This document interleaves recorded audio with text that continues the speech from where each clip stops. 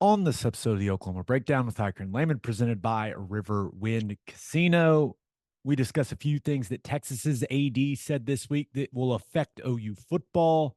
Then in FGTB, we discuss the disappointing loss to Kansas and talk a little NBA All-Star Weekend. And then we finish up with our winners and losers of the weekend. Please download and subscribe to the podcast, rate it 5 stars, and write us a good review.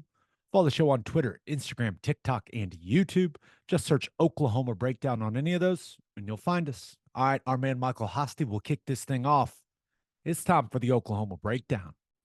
It's a beautiful Sunday, February 18th, and you're listening to the Oklahoma Breakdown with Ikard and Lehman, presented by Riverwind Casino. Riverwind is Oklahoma City's premier casino experience, and there's so many reasons why Riverwind is consistently voted OKC's #1 casino. But it all starts with their amazing variety of gaming thrills and excitement. Riverwind's beautiful award-winning environment plays host to more than 2,800 of the latest electronic games with a huge selection of table games, including blackjack, match roulette, and Teddy's favorite, craps. No matter what your game, Riverwind has it in spades and hearts. And to learn more about their gaming promotions and entertainment options in the month of February, all you got to do is visit riverwind.com. Riverwind Casino, simply the best. Now we're recording this on Sunday afternoon. Please leave us a 5-star review and a nice comment. Also, if your business wants to advertise on the podcast, please email us at theoklahomabreakdown@gmail.com. Ted Lehman, how we doing, sir? I'm doing fantastic, my man. I cannot complain. As you can see, I'm playing a road game right now down in beautiful, well, not beautiful. I'm in Dallas. I'm in Dallas. There's beautiful parts of Dallas. We've got a lot of listeners in Dallas. Choose your words carefully, Lehman. If you like concrete and taillights, then Dallas is your place, baby. That's fair. There's some really nice areas. Dallas is vast. There's some beautiful areas. Shout out to There all is. our Dallas listeners. Even the ones that say they live in Dallas when really they live in McKinney. Yeah. I feel like a lot understand. of people just view 100 miles within Dallas. It's Dallas. Well, it's hard because there's some blurred lines. I'm sure whenever they're talking to people that live in Dallas, they say it differently than whenever they're talking to people that live in Oklahoma, because to us, like, it's all the same thing for the most part. Yeah. It's so big that our little minds can't comprehend its vastness. That's right. Let's talk some OU football. Let's just avoid talking OU basketballs for as long as we can. How about that? Okay. We'll get there. We'll get there in FGTB, but we don't often break down what the Texas athletic director is saying, typically. But this week, Conte gave his annual town hall, and honestly, he said a lot of things that are going to affect OU football. So that's where we're going to start. And first of all, I think it's really cool that he does that for their fan base, kind of a state of the program, state of the athletic program address. But he talked about OU Texas, and it got a lot of people's attention, including ours. And here's the quote from CDC. One of the things I'm also looking at is moving our OU game to 2:30 on ABC. That'd be fantastic too. End quote. Ted, we've talked about this before on the podcast. This is something that has been discussed for years about moving that game away from 11 a.m. It certainly gets my attention when the athletic director for Texas makes a statement like that. And it almost makes me feel like that game moving to 2:30 is inevitable. Yeah. Was it at 2:30 last year? No. It was 11 a.m. Was it? When was the last time we had a 2:30 kick? I want to say when I was playing, it was a random time. It was like a 2 p.m. kick or something like that. Okay. But it hasn't been since? It's all been 11? Every one that I've done as part of the radio crew has been an 11 a.m. kick. Okay. All right. Yeah, I think 2:30's I mean, that's really the prime window. Um, it's the prime party window for the Friday night before, and it's a little bit easier probably to the bad thing about 11 a.m. kick is everyone is arriving at the exact same time, which makes it really difficult. 2:30 kick, you're going to get a wider range of arrivals, which makes things a little bit easier for people that are traveling too. People that want to drive down for the day of the game makes it a little bit easier. So, yeah, I mean, I don't know ratings wise if 2:30 is a better window because 11. I mean, you can say what you want about 11 a.m. kicks, but they have tremendous ratings. That's why they keep throwing Oklahoma in those windows. But I'm all for it. 2:30 kicks fine with me. I was a little surprised by the amount of OU fans I saw on social media saying they didn't want it. That they like it at 11 a.m. And I get that, but I just don't think you can have it both ways. You can't say, hey, we want to be in the SEC. We want to be in the big leagues. Like, we want to be featured in the big leagues. And then say, no, we don't want our most important game in the big time slot. Yeah. I just don't think you can have it both ways because 2:30 on ABC, it's the new 2:30 CBS slot for the SEC. Yeah. That is where they are going to put their biggest game of the weekend. That is going to be the featured time slot for that conference. It's a good thing if OU Texas is in that time slot. 100%. Because that means you are on the biggest stage in the sport that weekend. And especially if it's in that time slot every single year, that's a ton of exposure for Oklahoma football. Yeah. Now, that game gets a ton of exposure no matter when you play it, Ted, but I just don't think you could say, we want to be part of the SEC. We want to be taken seriously. We're coming to the SEC to win games. We're not taking a backseat to anyone and then go, no, but we don't want that game at 2:30. I don't think you can do that. No. My guess is it's probably a smaller group that wants it to stay at 11 a.m. I don't know. I mean, I guess I could see it both ways. Like if you're watching on television at home and you're not making the trip to the game, the 2:30 is clearly better. Not even close. If you're going to the game, I can see how 11 a.m. may be preferable. It's probably going to be a much cooler early part of the game, right? It's going to get hot no matter what usually, but 2:30, you're going to be getting baked. I get that. 11 a.m. like you can show up on Friday, do the Friday night thing, go to the game, and still get home at a decent time. But 2:30 is ultimately that's where you want to be. I want to say every OU Texas I played in was at 2:30, except for the 2000 year was at 11 a.m. I think. Other than that, I thought they were all 2:30, and that was pretty commonplace for a while before this whole 11 a.m. thing started, right? And that's the thing is, you look at this is a classic pros cons situation, and one of the cons that I keep seeing people bring up is, oh, the fans will just get so drunk. Yeah. So, like, so you what? Gotta have a little bit of personal responsibility. It's on each individual to find the sweet spot on intake. They'll be Ubering. It'll be fine. Yeah.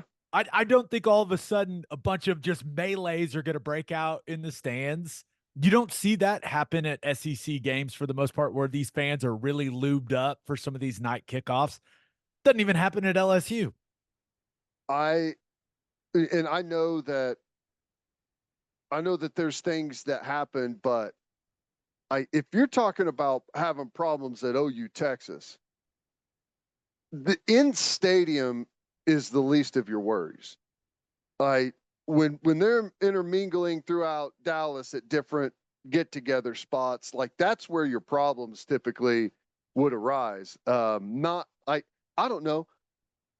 I played in 4, and I've now been to 12 or 13 covering, and I've never seen a fight in the stands. Doesn't mean they don't happen. Doesn't mean that they're not there, but it's not a common occurrence. So I guess let's not worry about something that's, as far as I know, never been an issue. I think the other thing that people bring up is that area of Dallas isn't, doesn't have the greatest reputation. And they like that it's played early and everyone can get out of there. But is all hell going to break loose when the game is over at 6:30 p.m.? I find that extremely hard to believe. I think it's going to be fine. You're still in the window where it's probably getting dark at like 8 or 8:30, right? Maybe not quite that late at that point, but the game has been played at 2:30 a bunch of times. It's not like a novel thing. So now night games, like you can, I think there's reason to suggest maybe a night game isn't the best idea.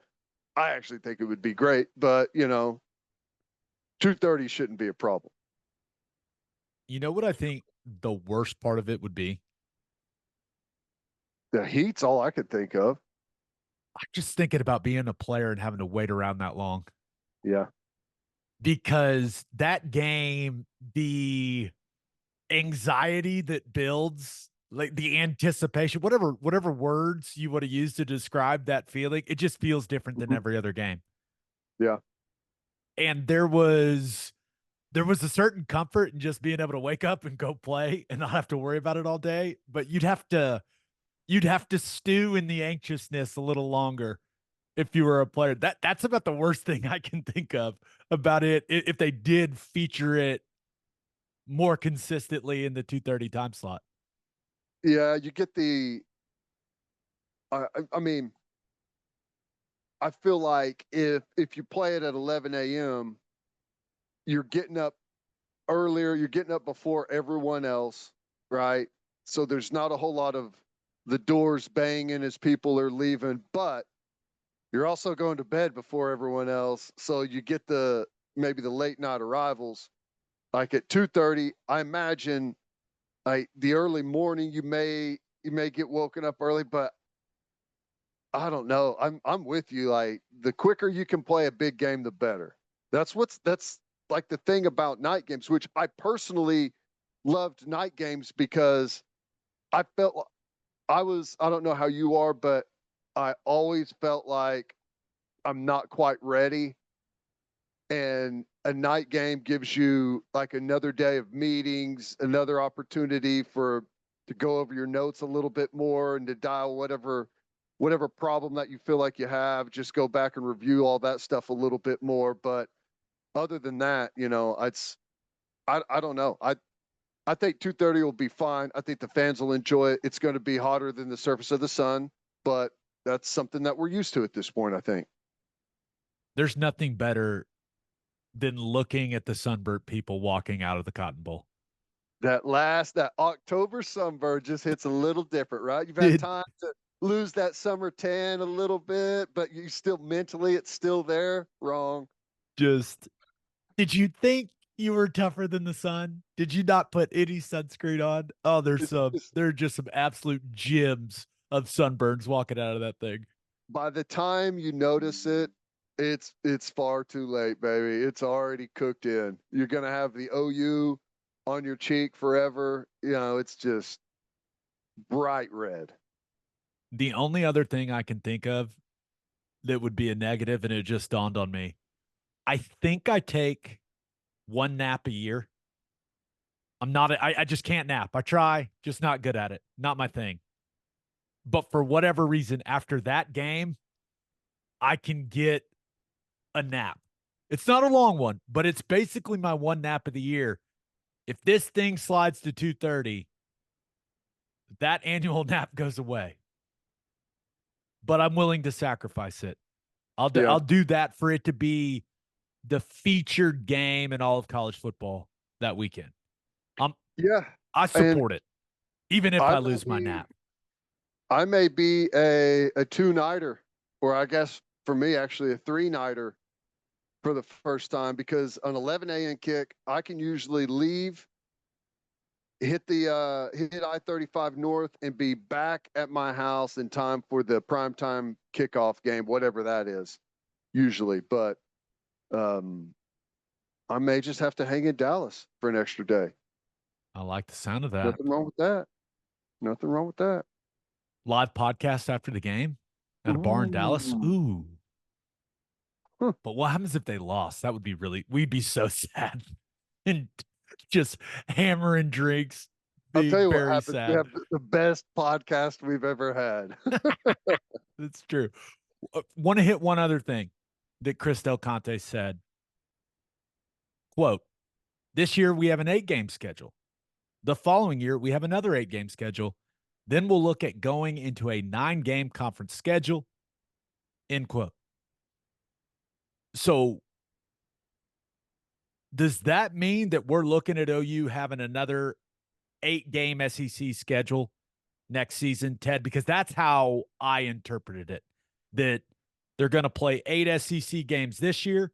They're going to play 8 SEC games next year. And then once 2025, or I guess 2026 rolls around, maybe they bump it up to 9. I know some people thought they would go 9 next season, but I do think it's smart for the SEC to just see how things work out with the 12-team playoff with an 8-game conference schedule. Yeah. You know, the 9-game situation, I think one of the ideas they threw around is 3 permanent, 6 rotating, right? I mean, that's fine, whatever. But with the 8-game schedule, originally, like, one of the thoughts was, with how things were going to be scheduled, is that every SEC team is going to play OU and Texas in the first 2 years, right? And that makes sense if we just kind of swap schedules with Texas. Who they play this year, we play next year. And that all makes sense, and I'm down with that. But the interesting thing, and I didn't hear the clip, but it was relayed to me as though Del Conte said that they're going to play A&M every year. They're playing them this year. In order for them to play them next year, if it's still an 8-game model, that's won't be the original case where everyone plays OU and Texas in the first 2 years. Now, I don't know the context. Maybe he just meant that once they move to a 9-game. He wants to play them every year, maybe, is what he meant. Maybe. That's their desire. Considering they didn't want to play them every year before. They absolutely refused to play each other. But I don't know. The 9-game schedule is, I guess I'm curious to see, because we've got some great non-conference stuff that's slated here for the future. The 9 conference games, it starts to make that look a little bit different, you know, because there was a point where everyone was like, okay, let's start scheduling these tougher non-conference games. But now, if everyone's going to start playing 9 conference games, then it's going to be, well, are we so hot with the 12-team playoff? Are we so hot on playing all those games? I don't know. Just have to see how it plays out. Hopefully, everyone still plays the good non-conference stuff. And what happens if they expand the playoff even more? What happens if it's a 16-team playoff? Then does it make more sense to play 8 games or 9 games?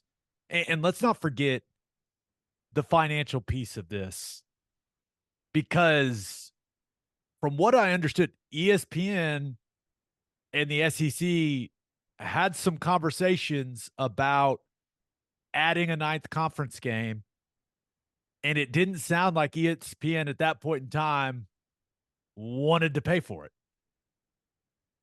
So is this a 2 more years, a little more time for the SEC to convince ESPN to pay them more money for more conference games. Maybe. I don't know. But with the amount of money that they're shelling out for the playoff, I don't know. But if those games make sense, they make sense.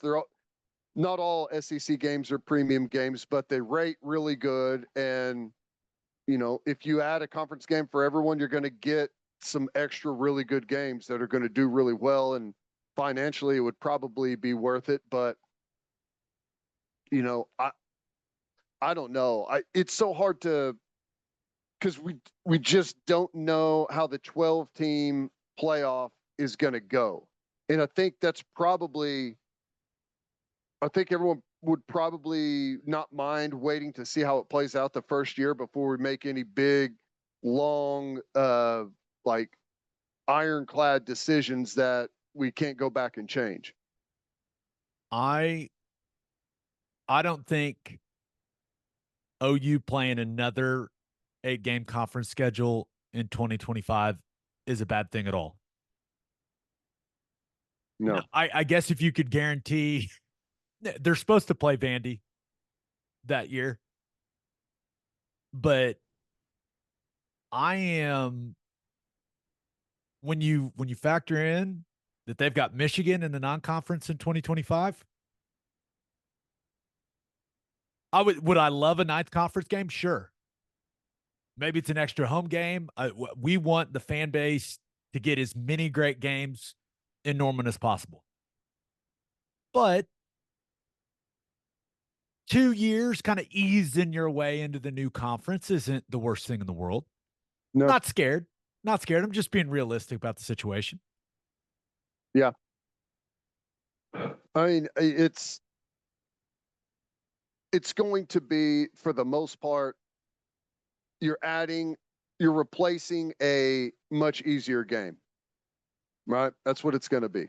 You're going to be replacing a much easier game, except for whenever you're playing Vanderbilt, which is everyone's like, I mean, everyone's going to have to rotate through that one. But for the most part, you're going to be playing a much more difficult game than you would have had in the non-conference, because you're not playing 4 really good non-conference games. You're playing your tough one, usually 2 middle of the road, and then your main, right?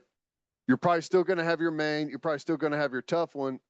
You're going to lose your middle of the road and replace that with an SEC conference game, which is for the most part going to be more difficult than what we're playing. Houston and Temple this year is our middle of the road game. Those are not going to be as difficult typically as your extra conference game. We'll see how it works out. But it's interesting. Once again, when the athletic director for Texas is saying this stuff, you got to pay attention, because I don't think it's just coming out of nowhere. Right. So a couple things that their AD said that certainly could affect Oklahoma football. Let's get to call your shot. We asked you guys the most important thing that happened this week for OU football. And this one, it's the best one. Only one we're going to hit.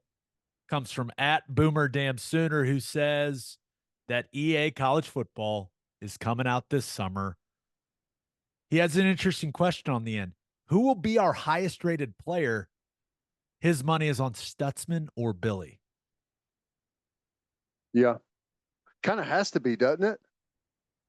I would think that's an interesting conversation between those two guys.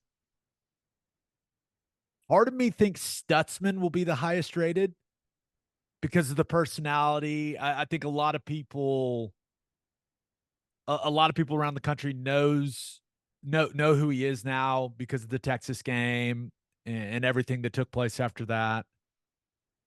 Billy's just kind of a quieter guy. And in this situation, I feel like being the known guy may tack on a point or two for Stutzman. Yeah. I think that if I had to single one out and pick, that's probably who I would pick.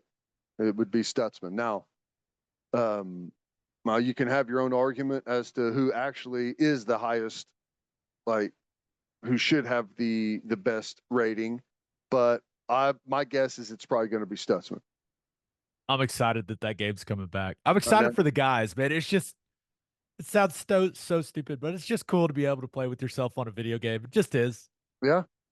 It's like, I feel for all the guys that never got that opportunity. You know, it's whenever it went away, shouldn't have gone away, but if we get it back, I think we'll be happy. There was that lost decade there in between, but I think it's going to be awesome. I'm glad that they were able, because there for a while it looked like, oh, here we go, because of the NIL stuff. Like, there's no way this is going to happen to get everyone to sign off on it. But here we are. I'm thrilled. And you know, my son plays Madden, and as you know, he's not a huge sports kid, but Madden has like introduced him to a whole new world of players, like old players, like you do all the, you know, the legend stuff. You can get a bunch of players on there, and you know, it brings more people to college football. That's what I'm excited about. It's gonna bring more people to college football. You're definitely going to be on the OU Legends team. You're going to get a call.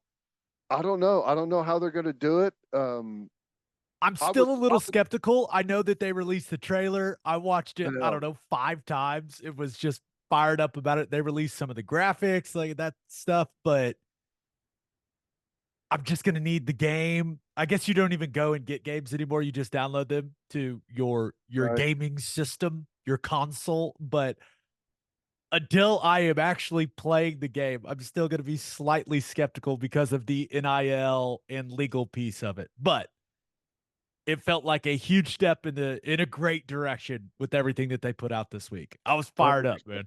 100%. It feels good. Like, I guess I still felt like whenever I saw the trailer that shouldn't we have seen a little bit more than what we saw? You know, like it almost feels like, because it was supposed to come out, there was supposed to be some type of announcement or commercial previously, right? And it didn't show up, and everyone was all panicked. It almost feels like they slapped this together as an answer to that, but I don't know. If we hit the estimated date, I'll be happy. I'm with you. I'm gonna talk some basketball. Let's get it done.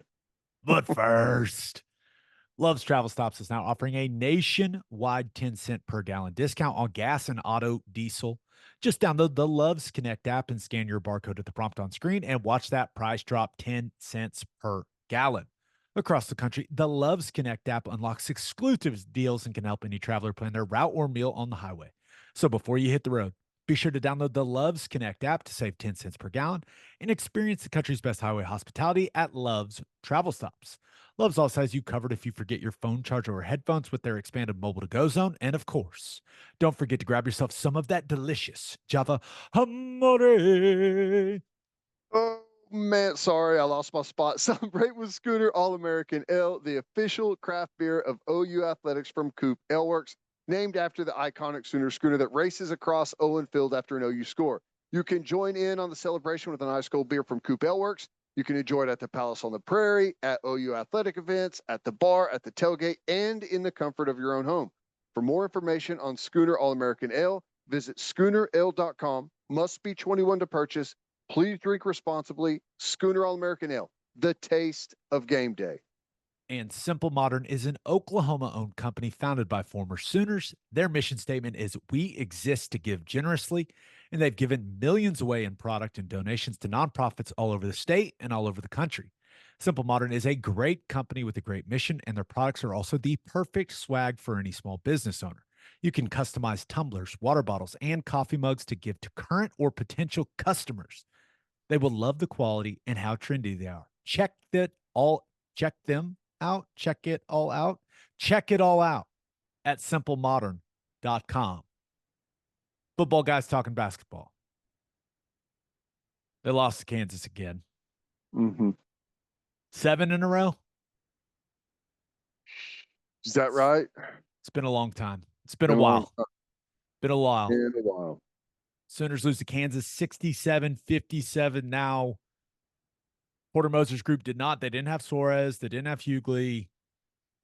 Kansas got McCullough back, and Hunter Dickinson looked decently healthy, was moving well. He just killed him. 20 and 16 for Dickinson. You look at Hughley would have been able to match up a little better, just another body to make things difficult on Dickinson, even though that he got after OU in their first matchup pretty good. So Yeah. maybe I'm just trying to make excuses, but Suarez, he has been their best player in conference play. So to not have him was a big blow, but things look good in the first half, Ted. Look good, but it really felt like that game shifted a little bit in the last 4 minutes of the first half, where it felt like OU was playing really, really well. They were up by 10 and just could not close the half strong. And Kansas made some defensive adjustments in the second half with what they were doing on some of the ball screen stuff. And the Sooners just, oh man, they struggled in the second half to score the basketball. My goodness. Yeah. Well, you had that one, oh gosh, what was the score? You know, you're right around the 4 or 5 minute mark in the second half, and you know, Kansas just goes on this little tear where you're right there, you're within range, game's fairly tight, and then we miss a wide open jumper. Kansas grabs the rebound, goes down, gets an easy look, come back, miss another wide open three. Kansas goes down. I think they got an and one or something. Come back down, miss a wide open jumper, long rebound. Kansas goes down, score, and the game's over. In like 3 trips up and down the floor, you just you strike out on some threes, which you hit in the first half, right? Which you know gave you the lead and had you where you're feeling good about it with your confidence, and then it just so happened that they went on that little run and we could not hit the wide open looks. And I mean, I know there was a lot more that happened throughout the game, but that was kind of just like in the Baylor game. You know, we had that good competition and then that little swing there before half, and it totally changed the entire game. And you know, that's unfortunately we've been susceptible to some of those this year. It was a tie game with 9.5 minutes to go in the game. Yep. 46 all. And Kansas just completely dominated the game down the stretch. And yeah, it's disappointing. Would it have been, you know, could OU have won that game if Soares and Hughley weren't hurt? I don't know. But if you shoot 4 of 22 in the second half against anyone, you're probably going to lose. 1 of 11 from 3 in the second half. It's just with the way that it started, scoring 57 points at home. Yeah. It's rough. It hurts. It's not fun. I was not having a good time. I was watching it at a bar in Atlanta. They had draft Guinness. I said, bartender, more, please. I need it. But I'm trying to look at the positives from this game. I continue to like what I see from Jalen Moore. The energy, the attitude, the confidence. He was really good in the first half. I wish he would have hit some more shots in the second half. Mm-hmm. Javion McCollum, it felt like he had that swag back in the first half and then kind of just disappeared. Had some bad turnovers that led to easy buckets for Kansas. I'm just trying to, I don't want, it feels like a lot of people are just giving up on this team, and I don't want that to happen. But as I sat and thought about it, I was like, what are the positive takeaways from this game? Yeah. The first half, I guess, is the answer. You know, I think it's interesting whenever we had Coach Moser on the other day, you know, one of the things that he was talking about that he thought they'd be better at or were better early and have lost a little bit is just straight up shooting the basketball. It's you got to make shots. And whenever you're getting wide open looks at three, you got to make them. You got to make a decent percentage of them. When you got wide open mid-range jumpers, you got to be able to knock them down. When you got little, offensive rebounds, you got an opportunity to put a little layup back. You got to make it. And we, for whatever reason, it's not like the guys aren't capable. It's like somehow they've developed a mental block on the wide open jumpers. And I know it's a big confidence sport. Whenever you're rolling, you got momentum and you trust your shot. You feel good about it. But right now they haven't shot it great in a while.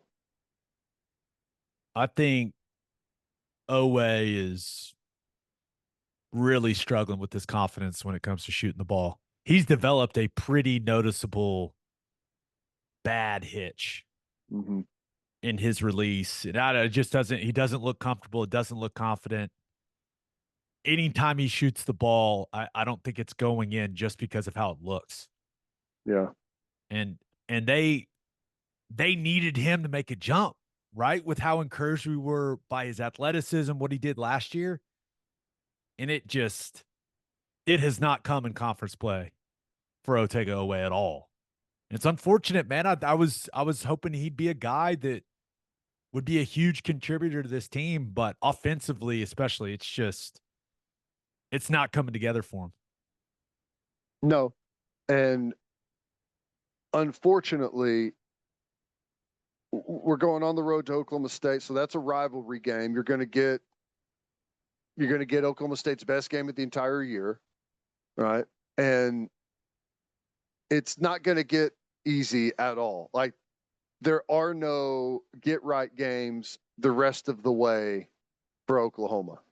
So I wish that you had like a little buffer before you enter tournament play. And, I would say that their work's not done to make the tournament. And, it may come down to that road game at Texas, the last game of the season, that may be a play-in game for Oklahoma and Texas to see who makes the tournament. That would be quite dramatic. But they get this week off, so hopefully they've got no game on Tuesday or Wednesday this week. Get so healthy. Hopefully they can get Suarez back, then get Hughley He's back. been good, man. He's been a real bright spot on both ends of the floor too. I mean, he's been really strong for him in Big 12 play, but need those guys back on the floor. Got to go win Bedlam round 2. Oklahoma State is not a good basketball team. I know that Stillwater is now, it's not what it used to be when you talk about going and playing in Gallagher Iba, but I'm sure that the crowd will be going for that one. Yep. That's right. Not going to be easy. You got to get it. I think we're 18 wins right now. 18-8. 18-8. Usually the magic number is going to be around 20 to make the tournament. I still think they're a tournament team. I still think they're going to get to 20 wins, but it's going to be tough down the stretch. Only other thought I have on that game, I really like Johnny Furphy. He's good. What do you have, 15 and 9? If he sticks around, and I don't know how long he's planning on being there, so the guy can play, he's got a chance to be an all-time hated Jayhawk. Yeah. He really does. Just everything about him, the haircut, the way he plays, the guy can ball.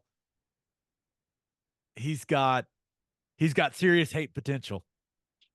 But yeah. I just don't know how many years he's going to stick around. He may be a one-and-done guy for all I know. I haven't really checked in on his, kind of where his draft status, where his draft stock is at. But he sure hurt the Sooners on Saturday. My goodness. It's one of those, it feels like Kansas does this pretty often where they just kind of float around. They don't look like they're any real threat. I mean, they're good, but don't look like a real threat to go on a run in the tournament, and then right the last couple weeks of the season, they start to look like a totally different basketball team. And I wonder if this year's going to be the same. We'll see. But Sooners got to bounce back. Got a full week to heal up, and then a big one in Stillwater next Saturday. Talk a little Thunder. NBA All-Star Weekend. Congratulations, a formal congratulations to Chet Holmgren and Jalen Williams on their Rising Stars championship with Team Jalen. How about that? It was even named. It wasn't named after Jalen Williams, but his name is Jalen. His name is Jalen, and he was on Team Jalen. So you knew he was going to do something important. And J-Dub ends up hitting the three to win the whole thing, which was really, really cool. But that really all that matters. I'm glad that they got that recognition. I think everyone is acknowledging how exciting those two guys are as players, like even separate from what Shai is doing. There's a lot of talk about how exciting the future is for the Thunder with those three guys. But all that matters is that they got out of there healthy. That's all I care about. They didn't land on anyone's foot. Chet went up for a couple of those lobs and he threw him down. And I'm cheering. I'm like, no one get near him. Get away. So I know it. And you throw Cason Wallace in there too. He comes out clean. So that's all I was worried about watching that. I was like, great guys, do an awesome job. Please don't roll an ankle or do something. Same feeling. So I'm in Dallas down here watching my niece play soccer, and she was in one of these big. It's basically an all-star game for this nationwide club thing, whatever. But the whole time watching the game, it's all I can think about is like, careful, don't, and I'm nervous watching her play. She's coming to OU, so that's going to be awesome. Thrilled about that. But gosh, watching her play I'm over there trying to act normal, but it's all I'm thinking about. It's the same thing whenever, you're watching your all-stars in the all-star game. It's like, can we please not injure our best player in an all-star game that is meaningless? Please, can that not happen? We are recording this before the actual all-star game is played, and I'm sure Shai is going to do some great things. I do think it would be hilarious if he just plays his normal game and he just randomly gets to his spots around the elbow and is just shooting mid-range jumpers the entire game, just killing them with his mid-range game. I think that would be hilarious. Oops, no running the floor and doesn't leave the ground once. Duck. Just mid-range only. Go hit the bank from the wing. Yeah, that's awesome. That would be funny.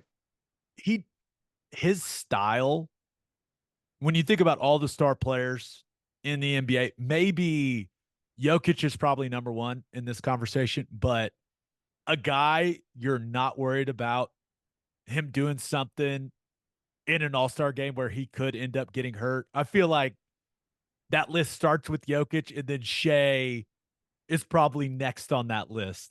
Like Giannis is going to be flying through the air, doing something crazy. Mm-hmm. That's not Shai's thing. We're good.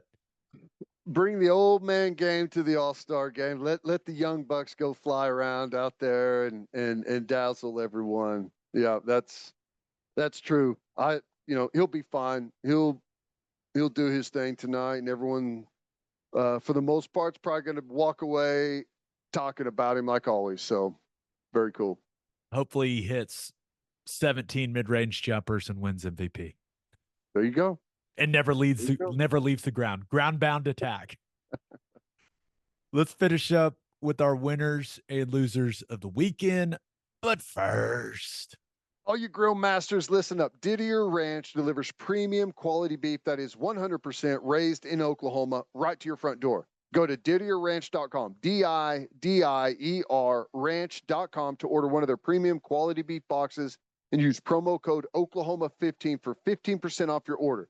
Filet, ribeye, New York strip, sirloin, steak burgers, they've got it all, and they ship anywhere in the continental U.S., and Oklahomans get deliveries in just 1 to 2 days.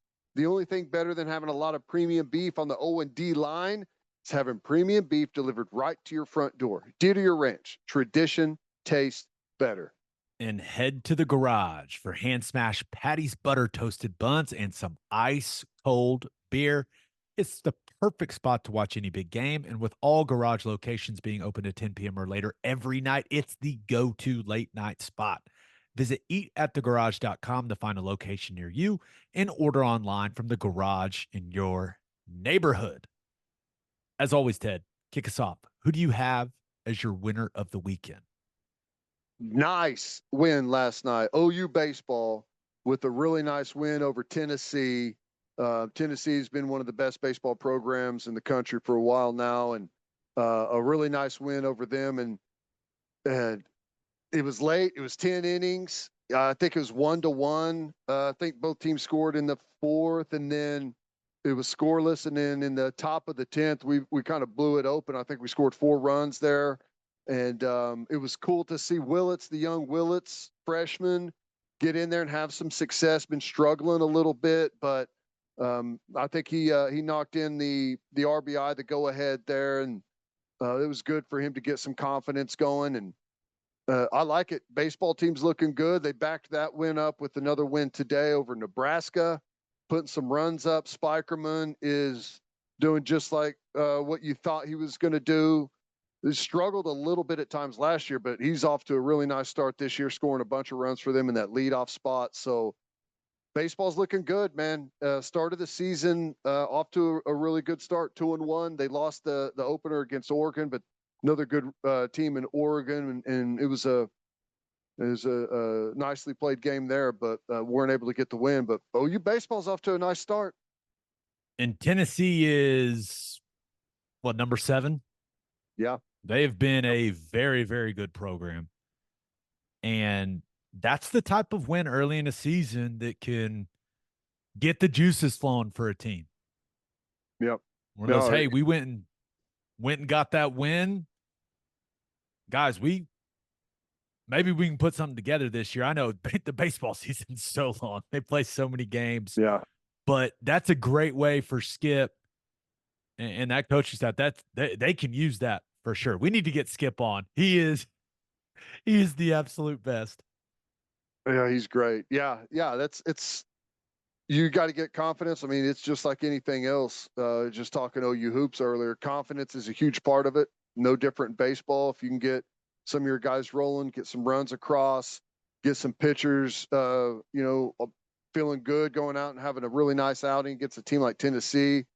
It's really something good to build on. It's good to see that they're playing well early in the year. I think Dallas Baptist is next, who they play every year. Dallas Baptist is so good. It's like every year we play them, and I laugh at it. It's like, can we stop playing Dallas Baptist, please? Can we please stop playing that team in baseball? They're so scrappy every year, but feel good about where they're at right now. And I think it's only going to get better. Dallas Baptist ain't ready for the chaos, Ted. Don't be scared. I hope not. I got faith in the guys. Don't worry about it. But you combine that with clearly how OU softball has started. Shocking. They're rolling. Yeah. 66 straight now. Is that what it's up to? I have lost count. Yeah. I've lost count. Let me know when they get to 100. Right. Which is in play. But yeah, Diamond Sports. It's getting going. We'll be locked in. Yeah. And we're getting close to that home opener at Love's Field. It's March 1, and we got some work to do to get there. It's going to be, the paint's going to be drying whenever when first pitch comes across. All I know is you do not want to let Patty Gasso down when it comes to that deadline. That is not, I would not want to be that construction team. So I've got full faith. I've got full faith that it's going to be ready to go. Let's go. Need it. Who do you have as your loser of the weekend? Okay, this is kind of random. The G League, the Ignite League. Silver says they're going to have to look at that, whether or not they're going to keep it around after just a couple of years. It's the league where It's like the in-between guys that are not old enough to go to the NBA, give them a chance to play some professional basketball before they're eligible. And the NIL situation in college hoops is kind of changing some of that. And I think it's interesting, really don't care much about the Ignite League, but it's something that we've talked about. I love that you're calling it the Ignite League when they're just in the G League, and it's the Ignite. It's the G League Ignite. It's a team. Gotcha. It's like it's a developmental team. Right. Shows what I know about it. Yeah. But it's really just to get to the thing that we've talked about a little bit before, but how NIL is going to keep a lot of guys in college sports. And I hope that this is one of the good things that we see come of it. Dylan Gabriel, sticking around, going to play another year at Oregon. He probably had a huge influence for Stutzman and Bowman playing another year at OU. Whenever we talked to Jim Nagy about, some of the Senior Bowl stuff, a record low number of juniors for them coming out, at least for recent years. So I think this is one of the good positives from NILs. We're going to see some guys stick around college sports a little bit longer. I'm with you. I know this. I watch a whole lot more college basketball than I watch G League basketball because I watch zero G League basketball. I don't even watch the Oklahoma City Blue. But yeah. And you know how much I love. If it's Oklahoma City, I'm usually watching, but I'm not dialed in. You're not G watching League. Oklahoma City Blue. Nobody's watching that Blue. There are some people that go to the games, and you guys are the best. You're diehards, but you have to set certain limits. And I do not consume G League basketball, but Big Monday, ESPN throughout the week, all the big slate of games on Saturdays. Yeah, I'm always watching. I'd rather see, and I know that, every guy's situation is different. And it seems like what they've done with the G League Ignite is they do a good job of helping these guys understand what it's like to be a pro. And you start getting them on that track, and you're eating and you're training and you're doing everything like an NBA guy would do. And that's the point of the program. But I want to see those types of guys play college basketball. Yep. And I just think it's way more fun for those guys. And you get this fan base wherever you go. Yeah, you got to go to school. You got to deal with all that. But you get these naturally built-in fans the rest of your career, even if you're only there for a semester to play basketball. I just think it'd be way more fun, and you can make money now. Yeah. Well, the biggest edge in college sports is whenever you have an upper class heavy team, whether it's hoops, whether it's football. When you have a bunch of senior experience on your team, it matters maybe more than anything else. So I think it's awesome. It's going to help the product too. The better players that stay for longer, that have more experience, that are more well-rounded, it's going to make the product better. So I'm down for it. I hope hope the trend continues. It's one of the few things as of right now that we can look at in NIL, other than the guys getting paid, which I'm all for. But I think it's a nice little positive. If a guy is in position to go the Ignite route, though, there have been some results of the last couple drafts that are hard to argue with. Jalen Green went number 2 overall in 2021. Kuminga went number 7 that year. Dyson Daniels went number 8 in 2022. 2023, Scoot Henderson went number 3 overall. They're all Ignite guys. Yeah, they're there for a reason, right? No kidding. They're not just. We're just being selfish. We want to watch them play college basketball and be in those environments. It'd be so much more fun to have those special guys in college hoops. But we watch a lot of Thunder and we watch a lot of OU. At times, it looks like a different sport. Yes, it does. Yes, it does. I think college basketball plays with a bigger basketball and a smaller cylinder. Are you sure you can see the exact dimensions from that Baylor camera angle? Oh, that's true. That's true. No, yeah, I hope this is the trend that we see and it continues. And I hope they all go to Oklahoma. Yes. And we win way more basketball games. That would make me happy. Yes. I think that would make Porter Moser very, very happy. Yes. Let's finish up with my winner and loser. But first, attention business owners, you need Insurica in your life. Insurica is one of the country's largest insurance brokers with 30 offices throughout Oklahoma, Texas, and the Southwest. Insurica is able to customize programs by accessing the latest information from many insurance carriers. They compare and contrast coverage offerings and pricing in order to design a cost-effective, comprehensive program to meet your business's specific needs. If your business partners with Insurica, you'll save huge amounts of money and take back control of your total cost of risk. If your business wants to be best in class, connect with Insurica at insurica.com. That's INSURICA.com. And head to opolisclothing.com for our podcast merchandise and the best OU gear out there. That's opolisclothing.com, OPOLIS clothing.com. Use promo code TED, TED, for 10% off. That's opolisclothing.com. Use promo code TED for 10% off. Buttery soft and 10% off.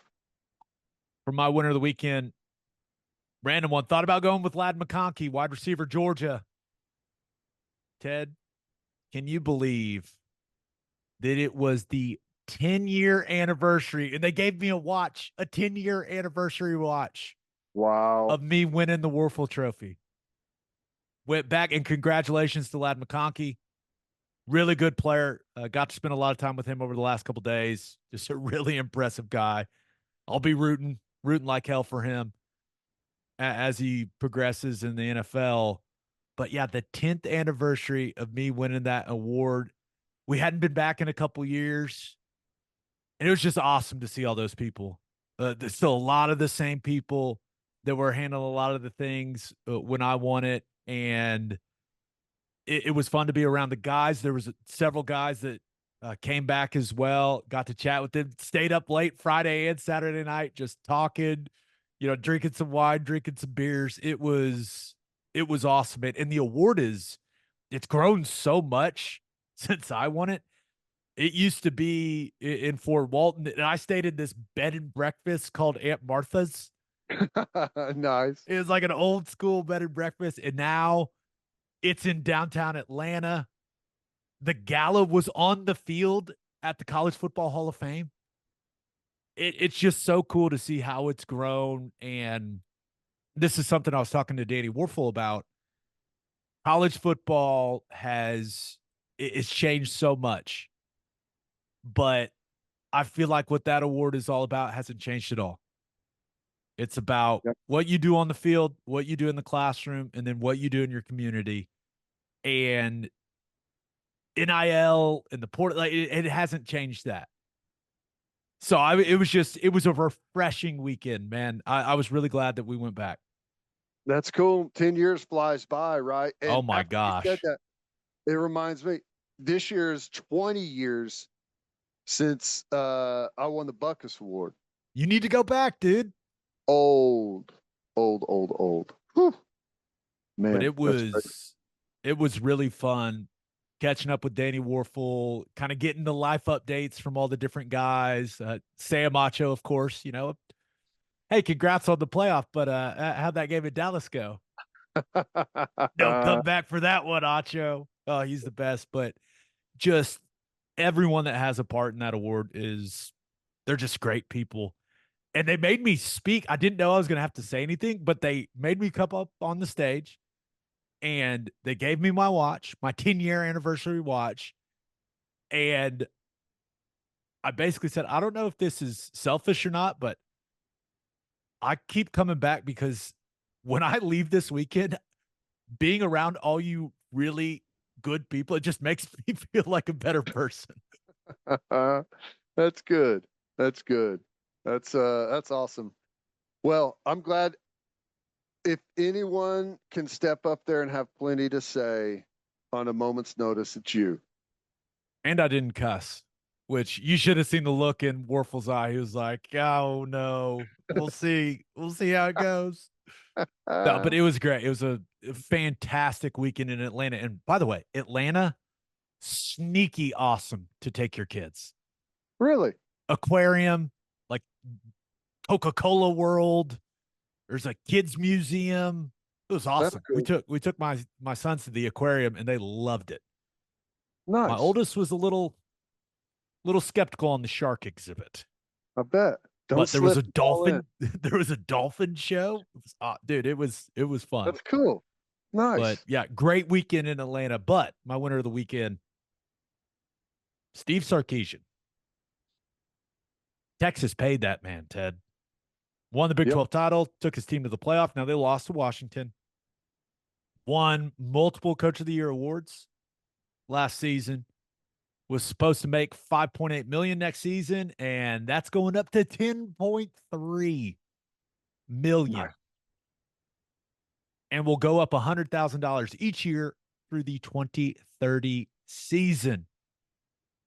Ted, things are good at Sark Enterprises Incorporated. Yes, they are. I like how they did it. You know, they paid him a nice contract, but it's like let's see it. You know, before we do something ridiculous, like, you know, take Texas A&M for example. You know, let's see if the results come. You'll get the big contract. The results are there, and I got to say, you know, we've talked about it a lot. I like his system. I really like him as an offensive play caller. I like how he designs his offense. Their defense is, you know, they're not all the way there, but they've got some really good coaches on that side of the ball. He's surrounded himself with a really nice staff. So I don't think this is, sometimes you see contracts that go out there and it's like, man, they're overpaying. I don't think they're overpaying right now for Sark. I think he's done a really good job there. I was a little skeptical in the beginning, and obviously I was rooting for him to not be really good, but he's done a really nice job there. The most impressive thing he's done is change the culture along the line of scrimmage there. Yeah. I hate complimenting Texas. I hate it. It's a physical football team on the line of scrimmage. Mm-hmm. And that's been his biggest accomplishment. They're recruiting at a very high level. It appears their NIL game is on point with some of the guys that they are getting in the portal and on the recruiting trail. Steve Sarkisian's doing a really good job there. Yeah. Yes. I agree. And now he's a $10 million man, which makes him top 5 highest paid college football coach. Because remember, Mike Norvell at Florida State, that Bama opening got him that big bump. He's a $10 million guy now. We got to assume, we don't know the exact numbers for USC. It's a private school, but Lincoln Riley's making north of 10. Yep. Kalen DeBoer probably right in that ballpark as well, getting him to leave Washington for Bama. We haven't seen the details of that contract yet. If he's not there, it's probably close. Yep. Ryan Day's there. And then Kirby and Dabo. It's probably right. Yep. So that had to be a good day for Steve Sarkisian. I had to feel good signing that one. And he can make another almost $2 million each year in incentives, win games, win conference titles, that type of stuff, which is built into all coaches' contracts. But had to feel good. He's getting 20 hours of private jet time for personal use. I do have one big complaint, though. Okay. I think he gets 2 cars. This is what I read, 2 cars. And he gets 20 hours of private jet time for personal use. So this isn't recruiting. This is outside all of his duties as the head coach. The hours don't roll over, though. It's a use it or lose it situation. If I'm Sark, I'm going to my agent and go, no. If I don't use it, I want it to carry over. What are they That's going to do? interesting. Say no? Well, here's the other thing though, is like coaches typically get like a couple vacations a year. It's like you don't have a whole lot of time. Now they're on the PJs quite a bit, for recruiting and everything, but for personal use, you just don't have a whole lot of opportunity for personal trips and stuff. But 20 hours is pretty good. I guess I didn't think of this. I guess he doesn't have to be on the plane. Right. Fly His family could just family to games and stuff. Or yeah. That'd be a good way to use it, but I've gone off track here. I'm now more worried about that than what the future looks like with him being the head coach of Texas. But it's kind of just the price of doing business in the SEC. And that's the thing I was thinking about. What's this mean for Venables? Really, all it means is if BV has success in the first couple of years that OU's in the SEC, he's in line for this type of payday because this is what you pay your coach in the SEC. Yep. Nine of the top 15, I looked it up, 9 of the top 15 highest paid coaches are in the SEC. So Venables is going to have this type of paydays if OU has success. Just how it works, man. There's a lot of factors. I mean, obviously it's the most competitive conference and you got a bunch of big name programs in the conference, but they also get paid the most. Like the payout is the biggest. And with the biggest payout, comes the opportunity to pass that down to the staff. So yeah, I mean, you win and you win at a high level, you make a college football playoff. I mean, the criteria on that's going to change a little bit with how we say making a playoff. I mean, maybe it is, maybe it isn't, but 4 to 12. But that's the new number's 10 million. It's crazy. Up and away. Keeps going up higher and higher. I Congrats remember to Steve. when Coach Stoops first got $1 million a year as a coach. I think it was right after the national championship. It was like, what? It's crazy. I think his first contract was like 600K or something like that when he first took the job at OU. Isn't that crazy? Hey, these coaches are dealing with a lot of problems. I get it. There's a lot going on. Hey, the money has just gone up and up and up around the sport, and I'm in no way suggesting they're not worth it. Congrats to Sark. You still lost to OU, though. All right, moving on. My loser of the weekend, the dunk contest. Mac McClung was awesome. Nothing against the guy. He put on a show. That first dunk where he kind of threw it to himself real quick and caught it and dunked it behind his head. That was awesome. That was sick. I've never seen that. Jumping over Shaq. He clean jumped over Shaq. That dude's vertical is insane. It was awesome. It's nothing against him. The 3-point contest is just more interesting. You get more action. It's just, I don't know. How am I supposed to take it seriously when none of the NBA guys take it seriously? Now, props to Jalen Brown and Jaime Jaquez for doing it. And I thought Jaquez gained more than anyone out of it because I didn't know he had that level of athleticism. I was impressed. But yeah. I used to get so excited for that. I used to get so fired up for the dunk contest. I would never miss it. And I didn't even think about watching it this year. I watched it after the fact, but a young me would have been on the couch, ready to roll for the dunk contest. No, I didn't care because Mac McClung is winning. And great for him, man. I'm happy for the guy. That's awesome. But he's not an NBA player. So I don't know. I'm really torn, Ted. I'm torn. Well, here's the thing. There was a time whenever the dunk contest was it was involving the biggest names in the sport. And McClung, congratulations. Good player, won the dunk contest last year. He's won it back-to-back years. There's not a whole lot of people have done that. And, it's a nice accomplishment, but nobody knows who he is. And you're not going to get people tuned in to watch that don't know who the guys are. Now, if LeBron and Giannis and throw whoever other's names out there, Morant, if there was a dunk contest with those names in it, people would be lined up to watch it. So, to me, that's the biggest thing that has changed. They've messed with the format a little bit and everything, but we need big name against big name to really have something on the line.